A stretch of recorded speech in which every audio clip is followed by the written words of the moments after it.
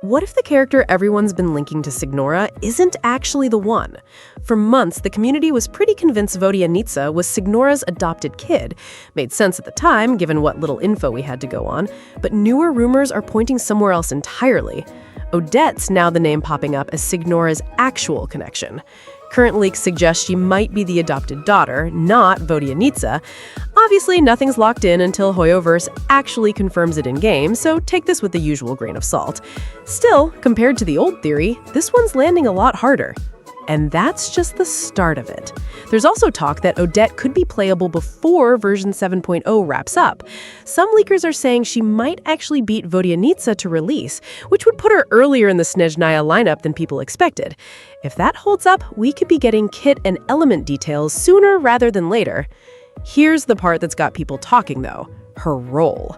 Word is she's shaping up to be a serious support for cryo teams, specifically ones leaning into Superconduct. Think a strong pairing with Sandrone and whatever other cryo units come out of Snezhnaya down the line. Honestly, that alone makes her worth watching.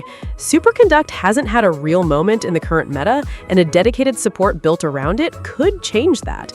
If her kit delivers, she might end up being one of those wish-I-pulled characters later on. But there's a wrinkle. Tsaritsa. From what's circulating, Tsaritsa might just outclass her. She's rumored to be way more than a cryo DPS, possibly a flexible support, a strong damage dealer on or off-field, and even tied to some new Anemo reaction that hasn't been revealed yet. If any of that's accurate, she could end up shaking up both cryo and Anemo teams at once.